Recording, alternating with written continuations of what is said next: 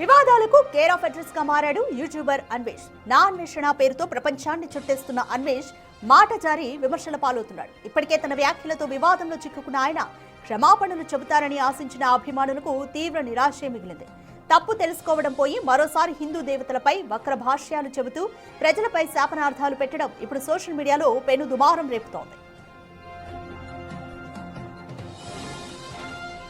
తన bank balance 6 కోట్ల రూపాయలుందని, తనను ఎవరూ ఏమీ చేయలేరంటూ ఛాలెంజ్ విసిరాడు. ఒక్క రోజులో భారీగా సబ్స్క్రైబర్స్ తగ్గుతున్నా సీతమ్మ ద్రౌపదిపై అభ్యంతరకర వ్యాఖ్యలు చేస్తూ భక్తుల మనోభావాలను దెబ్బతీస్తున్నారు. అంతటితో ఆగకుండా భారతీయ సంస్కృతిలో భాగమైన ఆడవాళ్ల చీరకట్టుపై కూడా అన్వేష్ వివాదాస్పద వ్యాఖ్యలు చేశాడు.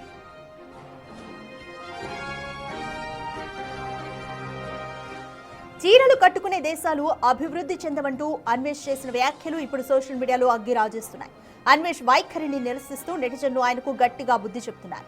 ఫేస్బుక్, ఇన్స్టాలో ఆయన్ను అన్ఫాలో చేయడమే కాకుండా యూట్యూబ్లో అన్సబ్స్క్రైబ్ చేస్తూ ఛానల్ను రిపోర్ట్ కూడా చేస్తున్నారు. అన్వేష్ అహంకారం తగ్గాలంటే డిజిటల్ బహిష్కరణే సరైన మార్గమని హిందూ సంఘాలు పిలుపునిస్తున్నాయి.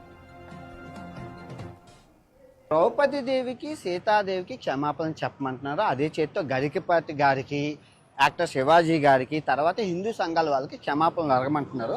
వినాయకుడి సన్నిధిలోనే నేను క్షమాపణలు కోరుకుంటాను. తప్పు జొరలేదు కాబట్టి క్షమాపణలు కోరుకుంటాను. అదే తప్పు నేను ఒప్పుకుంటున్నాను కదా.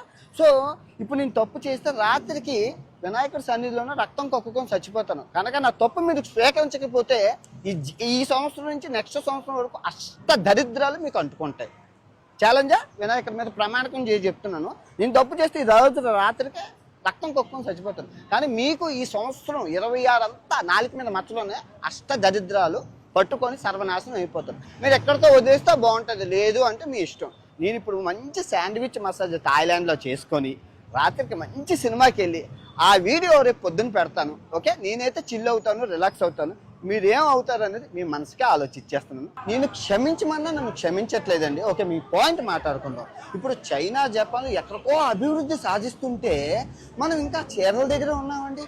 ఈ ఇరాను, ఈ ఇరాక్, ఈ ఆఫ్ఘనిస్తాను మనం ఇంకా అక్కడే ఉండిపోతే ఆఖరికి చివరాఖరికి థాయిలాండ్ అభివృద్ధి సాధించింది. చూడండి, ఆ బిల్డింగ్ చూడండి మన డబ్బులతోని. ఒకప్పుడు 2010లో ఒక థాయ్ బాట్ వచ్చేసి ₹1 ఉండేది. 2020కి వచ్చేసరికి ఒక థాయ్ బాటు వచ్చేసి ₹2 అయిపోయింది. 2026 వచ్చేసరికి 5 సంవత్సరాల్లోనే ఒక థాయ్ బాటు ₹3 అయిపోయింది. 2030కి వచ్చి ఒక థాయ్ బాటు 4. అంటే థాయిలాండ్ ఎదుగుతుందే కానీ ఇండియా ఎక్కడ ఎదుగుతుంది? ఇంకా మనం చేరుతూనే ఉన్నాం. సంస్కృతి ఎవరికి వద్దండి, సంస్కృతి అందరికీ కావాలి. సంస్కృతితో పాటు అభివృద్ధి ఏది? ఇక్కడ చూడండి, థాయిలాండ్ చూడండి, మన డబ్బులతో కట్టినవా ఎన్ని బిల్డింగ్లును. ఇప్పుడు ఇరాను అభివృద్ధి లేదు, దరిద్రంలోకి వెళ్ళిపోతున్నా. గురక వేసుకోవాలి, గురక ఆడవాళ్ళకి ఇష్టం లేదు అక్కడ గురక వేసుకోవాలి. వీళ్ళు గురక వేసుకోవాలి అన్నందుకు 10,000 తలకాయల అమ్మాయిలు తీసేశారు. అది ఎక్కడ న్యాయం? ఏమంటే సంస్కృతి అంటారు. అలా సంస్కృతి అని చెప్తే ఎలా అవుతుంది? ఇప్పుడు ఆడవాళ్ళకి నేనేమంటున్నాను, ఆడవాళ్ళకి స్వేచ్ఛ ఇస్తే అభివృద్ధి సాధిస్తాం. ఆడవాళ్ళు మనం చీరకి, ఇంట్లకి. ఇప్పుడు ఆఫ్ఘనిస్తాన్ ఉందంటే ఆడవాళ్ళు బయట తిరగకూడదు, ఆడవాళ్ళు స్కూల్కి వెళ్ళకూడదు, ఆడవాళ్ళు కాలేజీకి వెళ్ళకూడదు. ఎంతవరకు న్యాయం? ఆడవాళ్ళకి స్వేచ్ఛ ఉంటే మన దేశం ముందుకు వెళ్తుంది. అంట హిందువుని కాదట, క్రిస్టియన్ అని ఒకడు, ముస్లిం అని ఒకడు. అరే వినాయకుడిని, భగవద్గీతని నేను ఎన్ని సంవత్సరాలు 6 సంవత్సరాలుగా ప్రపంచ దేశాలన్నీ తిప్పుతున్నాను. మీరు చూశారు, కిల్లిమంజారో కొండెక్కి కూడా వినాయక పూజ చేసుకున్నాను. మీరెవరో చెప్పడానికి నేను హిందువుని కాదని. నేను జస్ట్ నెల రోజులు అయింది మహాభారతాన్ని ఉపవాసం ఒంటు పూటతో 60 రోజులు చెప్పాను. రేపు రామాయణం చెప్తాను. రామాయణం అయిపోయాక భాగవతం చెప్తాను. అది నా ఇష్టం. నేను హిందూ ధర్మంలో పుట్టాను. మీరెవరు చెప్పడానికి? భారతదేశంలో ఉన్న జ్యోతిర్లింగాలు, అష్టాదశ శక్తిపీఠాలు, చోటాచార్యం, బడాచార్యం ఇన్ని తిరిగి చూపించాను. ఏ యూట్యూబర్ చూపించారు? నేను హిందువుని కాబట్టి చూపించాను. తర్వాత 128 దేశాల్లో ఏ దేశంలో గుళ్ళున్నా అన్ని గుళ్ళు చూపించాను. ఎందుకు చూపించాను? నేను హిందువును కాబట్టి, నేను హిందూ మతంలో పుట్టాను కాబట్టి చూపించాను. నువ్వెవడో చెప్పడానికి నేను హిందువును కాదని. దానితో ఇప్పుడు యాంటీ నేషన్ గోళ. నేను అమెరికాలో ఉన్నానని చెప్పి, ఒకడు దుబాయ్లో ఉన్నానని చెప్పి, ఈ పాస్పోర్ట్ ఫస్ట్ పాస్పోర్ట్ 128 దేశాలు ఈ పాస్పోర్ట్తో తిరిగాను. ఇప్పుడు మొన్న కొత్తగా వచ్చింది ఈ పాస్పోర్ట్. మీరెవరో చెప్పడానికి నేను హిందువును కాదని, యాంటీ నేషన్ అని. నేను ఇండియా వదిలి 6 సంవత్సరాలు అవుతున్నా. నేను ట్యాక్స్ కడుతున్నాను. మేసం మెలేసి చెప్తున్నాను, ట్యాక్స్ ఎందుకు కట్టాల్సిన పనే లేదు. అయినా ట్యాక్స్ ఎందుకు కడుతున్నానంటే భారతదేశం బాగుండాలి, అభివృద్ధి సాధించాలని ఆ ట్యాక్స్ డబ్బులతోనే ఆ ఉచిత పథకాలతోనే మా ఫ్యామిలీ బాగుపడ్డది. ఇప్పుడు నాకు కట్టే ఛాన్స్ వచ్చింది కాబట్టి కట్టి నా రుణాన్ని తీర్చుకుంటాను. నువ్వెవరో చెప్పడానికి యాంటీ హిందూ అని చెప్పి మళ్ళీ చెప్తున్నాను. ఉల్లిపాయలకి టమాటాల కోసం ఎవడైతే ఈ వీడియోలు చేస్తున్నాడో మార్క్ మై వర్డ్స్, కర్మ ఇస్ మై బెస్ట్ ఫ్రెండ్. వచ్చి సర్వనాశనం చేసిన రోజు నేను గుర్తొస్తాను. నాకేం పోలేదు, 6 కోట్ల బ్యాంక్ బ్యాలెన్స్తో అందమైన ఆరోగ్యంతో హ్యాపీగా ఆటలాడుకుంటూ ప్రపంచ దేశాలు తిరుగుతున్నాను. ఎండ్ ఆఫ్ ద డే సంకనాకపోయేది నువ్వే మిత్రమా. రైట్, ఇదే విషయంపై మోర్ డీటెయిల్స్ మా ఎగ్జిక్యూటివ్ ఎడిటర్ అశోక్ అడిగి తెలుసుకుందాం. రైట్ అశోక్, దండోరా సినిమాలో హీరోయిన్స్ డ్రెస్సింగ్ పై శివాజీ చేసిన వ్యాఖ్యలు పెద్ద దుమారాన్ని రేపా ఇండస్ట్రీ అంతటా కూడా పలువురు రియాక్ట్ అవుతున్నారు.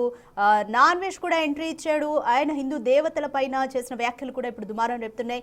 చాలా మంది సబ్స్క్రైబర్స్ నాన్ వెజ్ ని అన్ఫాలో కూడా చేస్తారు. సో ఎలా చూడాలి వ్యాఖ్యలు, ఏ విధంగా ఉంది ఒపీనియన్ అంతా కూడా? శివాజీ నుంచి పూర్తిగా అన్వేషణ మీదకి మళ్ళింది. అతను చేసిన వివాదాస్పద వ్యాఖ్యలు అంటే శివాజీ మాట్లాడింది ఆడవారి డ్రెస్సుల గురించి మాత్రమే, పద్ధతిగా డ్రెస్ వేసుకోండి అని మాత్రమే సలహా ఇచ్చాడు. సో అది దాని గురించి విమర్శించే క్రమంలో, శివాజీని తిట్టే క్రమంలో హిందూ దేవతల్ని తిడుతూ, హిందూ మతాన్ని తిడుతూ, భారతదేశాన్ని తిడుతూ ఇప్పుడు తీవ్ర వివాదాస్పదం అయిపోతున్నాడు నాన్వేష్ అనే వ్యక్తి. ఏకంగా నిన్నటి నుంచి ఇప్పటివరకు 10 లక్షల మందికి పైగా సబ్స్క్రైబర్సు అతని యూట్యూబ్ని అన్ఫాలో చేస్తున్నారు, అన్సబ్స్క్రైబ్ చేస్తూ ఉన్నారు, రిపోర్ట్లు కొడుతూ ఉన్నారు. అనేక పోలీస్ స్టేషన్లో అన్వేష్ మీద ఇప్పటికే కేసులు కూడా నమోదవుతున్నాయి. ఇంత జరిగిన తర్వాత కూడా హిందూ సంఘాలు నిన్నటి నుంచి అతన్ని ఇండియాకు తీసుకురావాలని, అరెస్ట్ చేయాలని, వాడిని మాకు అప్పచెప్పండి అని తీవ్రంగా విమర్శలు చేస్తూ ఉన్నా కూడా ఏమాత్రం వెనక్కి తగ్గకుండా అదే అహంకారంతో నాన్వేష్ వాళ్ళ ఉదయం 3 వీడియోలు పోస్ట్ చేశాడు. అదే అహంకారం, ఏమాత్రం తగ్గని అహంకారం. సో నన్ను యాంటీ హిందూ అంటారా అంటూ ఇంకొకటి. ఎందుకంటే గతంలో అతనే బైబుల్ పట్టుకుని నాకు బైబిల్ ఇష్టమని, నాకు క్రిస్టియానిజం అంటే ఇష్టమని అతనే డైరెక్ట్గా కొన్ని వీడియోలో చెప్పాడు. ఆ వీడియోలు కూడా ఇవాళ హిందూ సంఘాలు బయటికి నడుపుతూ ఉన్నారు.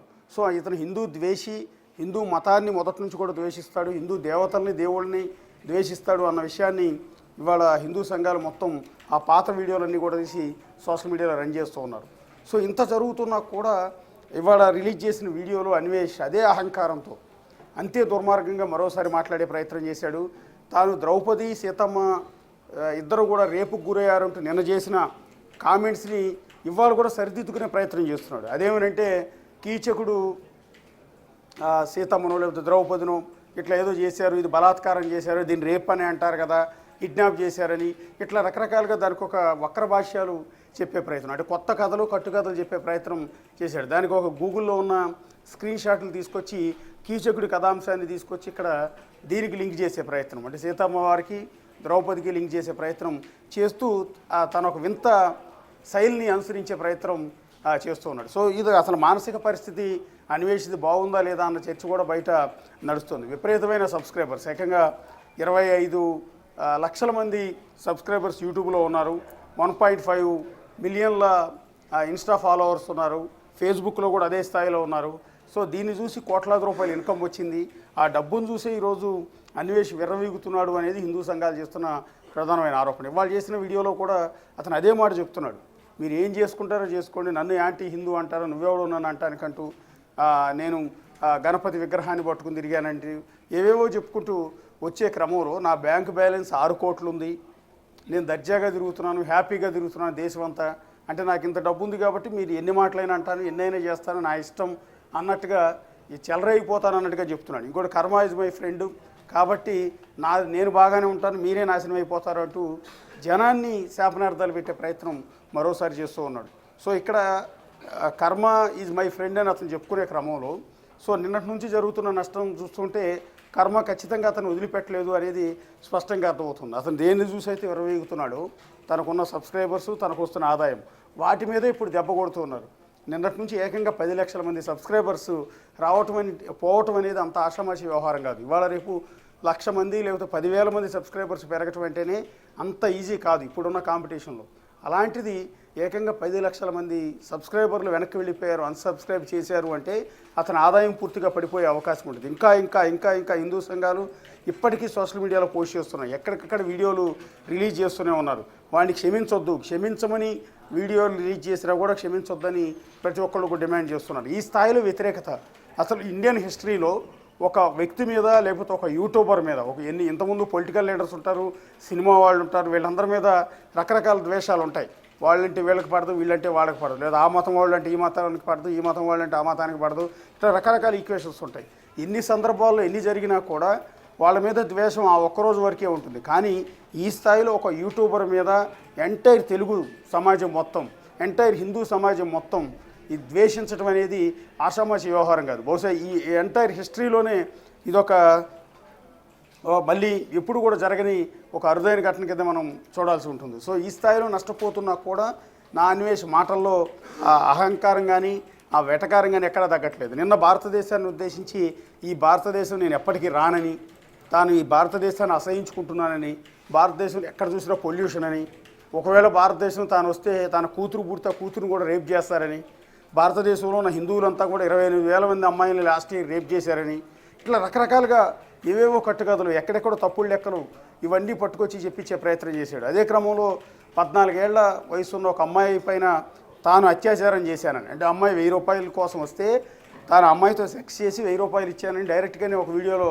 చెప్తూ ఉన్నాడు. సో అతను ఒక రేపిస్ట్ కింద, ఒక కామాంధ్రి కింద ఇప్పుడు హిందూ సంఘాలు తప్పుపడుతున్నాయి. ఇంతటి తీవ్రమైన విమర్శలు అంటే ఏ ఒక్కరికి ఇంతకుముందు ఎప్పుడూ లేనంత దారుణమైన వ్యతిరేకతను ఎదుర్కొంటూ కూడా ఇప్పటి వరకు ఏమాత్రం తగ్గకుండా అదే అహంకార ధోరణితో ప్రస్తుతం అన్వేష్ అయితే ప్రవర్తిస్తున్నాడు. సో ఇది ఇప్పట్లో చల్లారేలా లేదు. శివాజీ ఇష్యూ మొత్తం పూర్తిగా పక్కకు వెళ్ళిపోయింది. ఇప్పుడు శివాజీకి సపోర్ట్ పెరిగింది. నిజానికి శివాజీని, గరికపాటి గారిని ఎప్పుడైతే అన్వేష్ తిట్టడం మొదలుపెట్టాడో ఆ నిమిషం నుంచి శివాజీ క్రేజ్ పెరిగిపోయింది. శివాజీ గ్రాఫ్ అండ్ గరికపాటి గారి గ్రాఫ్ అమాంతం పెరిగింది. వాళ్ళకి సపోర్టర్స్ ఇప్పుడు 100% వచ్చారు. ఈరోజు శివాజీని తిట్టేవాళ్ళు ఎవరూ లేరు, శివాజీ మాట్లాడింది తప్పు అనేవాళ్ళు లేరు.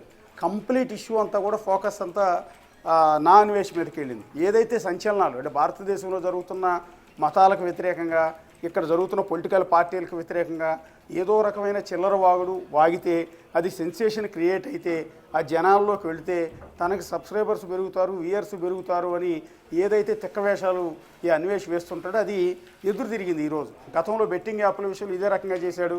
గతంలో వైఎస్ఆర్ కాంగ్రెస్ పార్టీని ఉద్దేశించి ఇదే చిల్లర వాగాడు. అలా వాగిన ప్రతి సందర్భంలో అతనికి సబ్స్క్రైబర్స్ పెరిగారు, వ్యూయర్స్ పెరిగారు. అంటే ఆ పార్టీని తిడితే ఈ పార్టీ వాళ్ళు ఎంకరేజ్ చేస్తారు, ఈ పార్టీని తిడితే ఆ పార్టీ వాళ్ళు ఎంకరేజ్ చేస్తారు. ఇలాంటి ఒక చిల్లర వేషాలన్నీ కూడా గతంలో అన్వేష్ వేశాడు. కానీ ఇప్పుడు వర్కౌట్ కాలేదు. అది ఎదురు తిరిగింది. కర్మ ఈజ్ మై క్లోజ్ ఫ్రెండ్ అని అతను చెప్తున్నట్టుగానే ఆ కర్మే అతనికి ఎదురు తిరిగింది. సో ఎంటైర్ సొసైటీ అతను అసహించుకుంటుంది. నిన్న మొన్నటి వరకు అన్వేషణ అభిమానించిన వాళ్ళు, సబ్స్క్రైబ్ చేసిన వాళ్ళు, ఫాలో అయిన వాళ్ళు కూడా ఈరోజు వెనక్కి వెళ్ళిపోతున్నారు. అతని వీడియో లేకపోయినా చూడబోమంటున్నారు. భవిష్యత్తులో జరిగే పరిణామం ఏంటంటే ఏదైతే బ్యాంక్ బ్యాలెన్స్ 6 కోట్లు మాత్రమే మిగులుతుంది. చివరికి అతను ఎన్ని వీడియోలు చేసినా, అంటే ట్రావెలింగ్ వీడియోలు చేసినా కూడా భవిష్యత్తులో వ్యూయర్షిప్ వచ్చే అవకాశం కూడా అతనికి ఉండే అవకాశం కూడా లేదు. సో ఇప్పటికీ కూడా హిందూ సంఘాలు చాలా సీరియస్గానే ఉన్నాయి. అతని వీడియోలు ఇవాళ రెచ్చగొట్టే విధంగా మరోసారి చేసిన వీడియోలు ఇంకా ఎక్కువ నెగిటివిటీని అతనికి తెచ్చిపెడుతూ ఉన్నాయి. Right, thank you Ashok.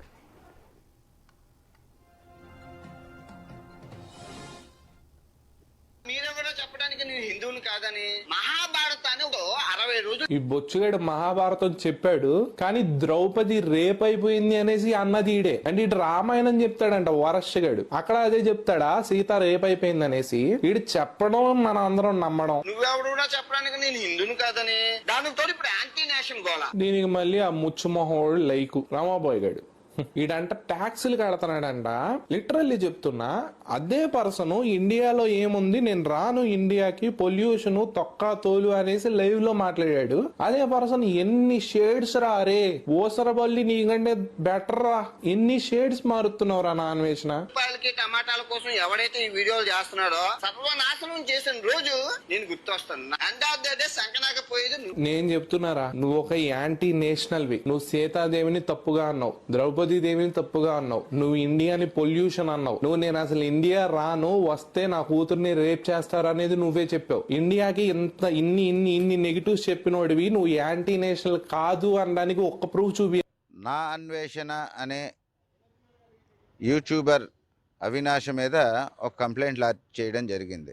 ఆ కంప్లైంట్ ఏమంటే, ఆయన నిన్న ఒక కంటెంట్ ఆయన యూట్యూబ్లో ఉన్నది హిందూ దేవీ దేవతలను అసభ్యకరంగా మాట్లాడుతూ, హిందువులని అసభ్యకరంగా మాట్లాడుతూ, భారతదేశాన్ని అసభ్యకరంగా మాట్లాడుతూ, అసభ్య పదజాలాలని వాడుతూ ఆ వీడియో చేయడం అయింది. ఆయనకి యూట్యూబ్ ఉంది, వాక్ స్వతంత్రం ఉన్నది, నా ఇష్టం వచ్చినట్టు మాట్లాడతాను అని అంటే చెల్లదండి. ఇది భారతదేశం, భారతదేశ సార్వభౌమత్వం హిందువులకు మాత్రమే ఉంది. హిందువుల్ని ఏమాత్రం అన్నా, ఏమాత్రం చేసినా నాలుగు కోసేస్తామని చెప్తున్నాం. మరి ఈ గవర్నమెంట్ కానీ లేదా ఈరోజు ఇచ్చినటువంటి కంప్లైంట్ మీద ప్రభుత్వం సరైనటువంటి చర్యలు తీసుకోకపోతే విశ్వ హిందూ పరిషత్ ఉద్యమిస్తుందని మీ ముఖంగా నేను తెలియజేస్తున్నాను. జై శ్రీరామ్.